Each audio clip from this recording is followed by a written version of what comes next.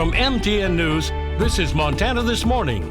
Good Monday morning. It's 5:30. I'm Victoria Hill. Thank you so much for joining us on this Memorial Day. We also say good morning to our friend Miller over in the Weather Center.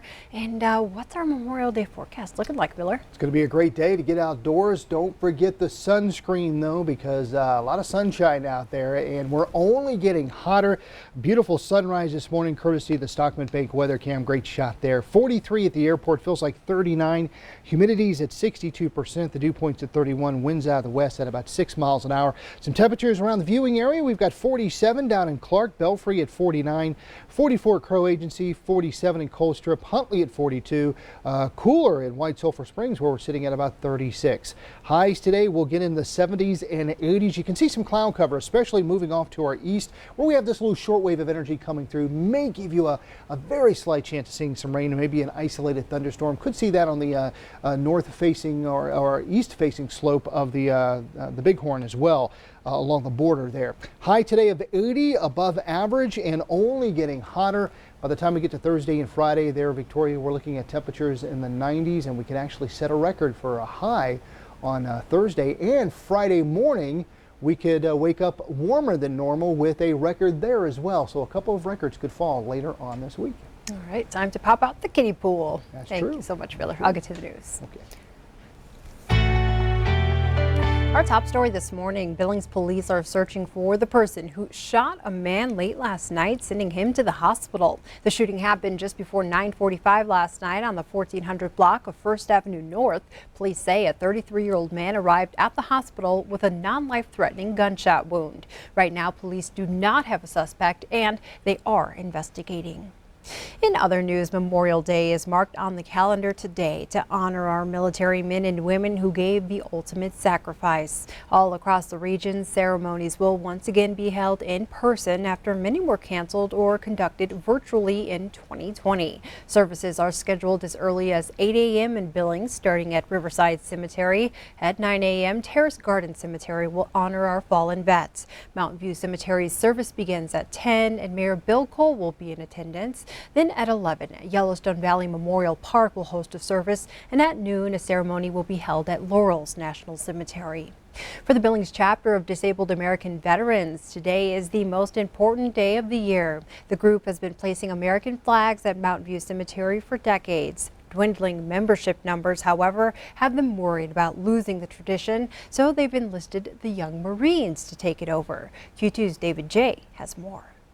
That's called an honor salute. It's a slow salute. They go up for 3 seconds, hold the salute for 3 seconds, and down for 3 seconds. They're saluting as respect to the flag and to the tombstone of the fallen veteran. It's very emotional because we're remembering our brothers that we lost. The younger kids, of course, are learning it. The older kids, it means a lot more to them.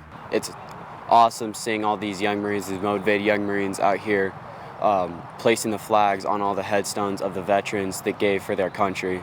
The Young Marines have been placing flags in this part of the cemetery for about 6 years, and now it's their responsibility, a job given to them by the Disabled American Veterans. We started looking for an organization that could take over our duties and do the same kind of a job that we've done over the past many years.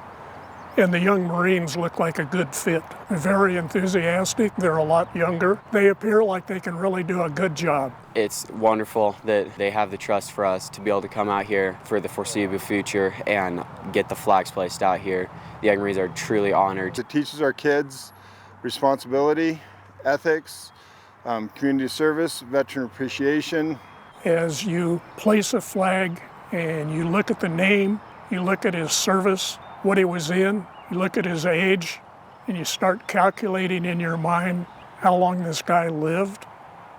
Did he die young, old?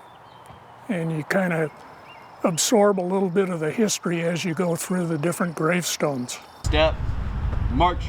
We look forward to them taking over from us and handling the job as well as we did. Their age group means many, many, many years of service. In Billings, David J., MTN News.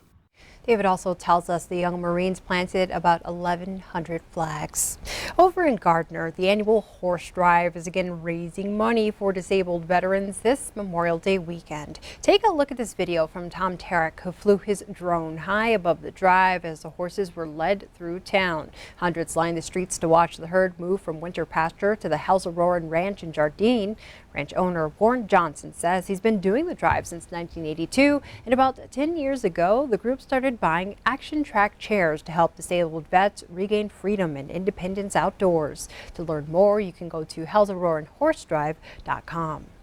Memorial Day is often called the unofficial start of summer. Well, this year it arrives with the coronavirus pandemic receding in much of the U.S., thanks largely to the nation's mass vaccination efforts. CBS's Elise Preston has more. We're here for a 4-day weekend and we love it. Over half the adults in the U.S. are now fully vaccinated, and many have started to return to their normal lives. Real relief and celebration to be able to be outside again and feel safe. In some places, it looked like any other Memorial Day weekend. Beaches were crowded and stadiums were full. Millions hit the roads or caught flights out of town, many of them traveling for the first time since the coronavirus arrived. No nerves for traveling whatsoever, but certainly a lot more traffic in LA than Austin. But it's been a good time. We've enjoyed it a lot. Experts say even more people need to be vaccinated if the virus is to be contained.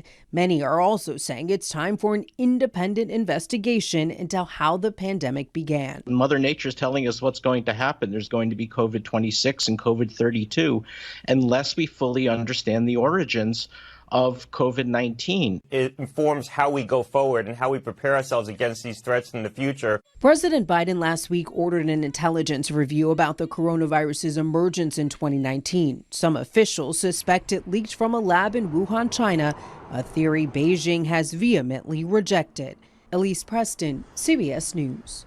Last week, COVID-19 claimed more than 4,500 lives in the U.S. President Joe Biden is set to observe Memorial Day today with an address at Arlington National Cemetery after laying a wreath at the tomb of the unknown soldier.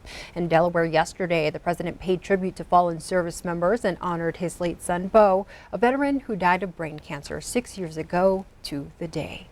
From our schools, a senior year like none before is now history for the class of 2021. Hundreds received their diplomas in Billings on Sunday and are moving on to the next stage of their lives.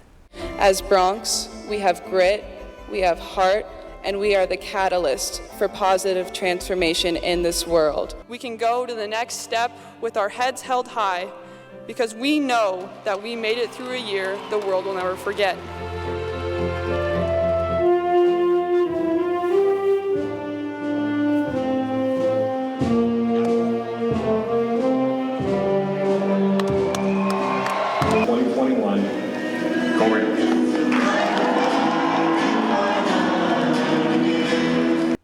Congratulations to all of our area graduates across Montana and Wyoming. There's more from each of the Billings ceremonies on KTVQ.com. Also making headlines this morning, the White House is setting a date giving Republicans a week to reach a bipartisan deal on infrastructure. The Transportation Secretary says President Biden will take steps to move forward without Republican support if there's no progress by June 7th. The president originally set a Memorial Day deadline to reach a deal. Republicans unveiled their proposal last week that cost about half of President Biden's. The GOP wants to pay for the plan using unspent COVID relief money, while the president wants to increase the corporate tax rate. Today, North Korea accused the United States of maintaining a hostile policy against their country. The accusations came in response to the U.S. allowing South Korea to build more powerful missiles. South Korea was previously forced to limit missile range to 500 miles to prevent a regional arms race with the North, China, and Japan. A North Korean official accused the U.S. of being confrontational and say the country will continue to build its nuclear arsenal. Overnight, a proposal that would have created some of the most restrictive voting laws in the country failed in Texas after Democrats walked out right before the deadline. The bill would have eliminated drive-through voting and imposed new requirements to vote by mail. The walkout prevented Republicans the chance to even hold a final vote before midnight deadline. Republicans hold overwhelming majorities in the Texas House and Senate. Republican Governor Greg Abbott responded by saying he would call a special session. In Florida, police are looking for the suspects who opened fire into a crowd outside an event hall yesterday. 2 people were killed and about 24 people were injured. CBS's Manuel Bojorquez has more. The deadly blasts of gunfire erupted outside the El Mula Banquet Hall in northwest Miami-Dade County. The violence unfolded early Sunday when 3 people got out of a white SUV, opening fire into a crowd outside. Officials say the assailants were armed with assault rifles and handguns. 2 people died at the scene and at least 20 were injured and taken to nearby hospitals for treatment. This type of gun violence has to stop. Every weekend it's the same thing. This is targeted. This is definitely not random. Florida Governor Ron DeSantis tweeted justice needs to be swift and severe. Businessman and TV personality Marcus Lemonis offered a $100,000 reward to help authorities catch the suspects. In the nearby city of Miami, a Friday night shooting outside a gathering left 1 dead and several injured. On CBS's Face the Nation, Miami Police Chief Art Acevedo urged Congress to make new laws aimed at curbing gun violence. We need to have universal background checks. We need to make burglarizing these licensed gun stores a federal crime with mandatory sentencing. Chief Acevedo called gun violence in the U.S. a public health epidemic that the nation needs to address. Manuel Bojorquez, CBS News, Miami-Dade County, Florida. Multiple victim shootings killed more than 20 people across the U.S. over the past week, including the 9 workers at a rail yard in California. And now to some devastating news out of Missoula County. Former Montana Grizzly football standout Jesse Sims died over the weekend after an ATV accident near Seeley Lake. The Montana Highway Patrol was called to the crash around 1:20 a.m. Saturday. According to the trooper, Sims was driving a side-by-side by himself and rolled down a mountainside. Alcohol is a suspected factor in the crash. Sims graduated from Corvallis High School as a standout athlete and accepted a football scholarship with the Grizz. After redshirting in 2015, Sims missed just 1 game the next 4 years as one of the best defensive linemen in the Big Sky Conference. He was given the legacy number 37 jersey as a junior and was named a team captain as a senior. Sims was just 24 years old. And before we take a break, we wanted to remind you what Memorial Day is truly about. Reporter Maya Rodriguez shows us how families who are grieving are finding comfort with other military families. He loved the Army. It was his passion. Our entire relationship was the Army. For Robin Thompson, meeting her husband Todd came down to a chance encounter in college. I met him probably about 2 weeks after he enlisted and then was with him his entire career.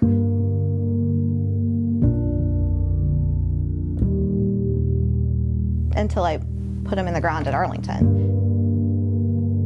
With her 2 daughters by her side, Robin said her final goodbye to Lieutenant Colonel Todd Thompson in 2015. After multiple deployments to Iraq, cancer ultimately stole him away from his loved ones. And it was a long 3 years for him to suffer.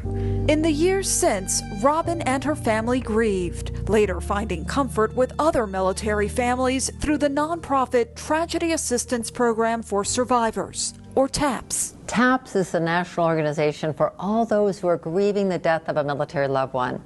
Whenever and wherever someone dies in the military, surviving family members are connected with everything that TAPS has to offer. It's emotional support, casework assistance, connections to grief support services. Bonnie Carroll founded the group in 1994 after her husband died in an Army plane crash. TAPS now includes 100,000 active families. Just last year, another 7,500 families joined them. It's a lot more than people think, and loss in the military isn't just combat related. Loss is illness and accident and suicide and many other circumstances. On this Memorial Day, like others before, TAPS will hold a special weekend of events for families like Robin Thompson's. I don't think the civilian world really understands this is not about parties and the beginning of summer. It can be a painful time, one that calls for compassion and reflection. A lot of people will say Happy Memorial Day, and it's not happy. It's not happy. But during Memorial Day, just take a moment, remember those people who went before us, who gave us our freedoms, who fought for our country.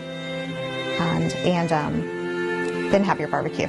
Then enjoy your picnic. But don't forget the real meaning of what Memorial Day is.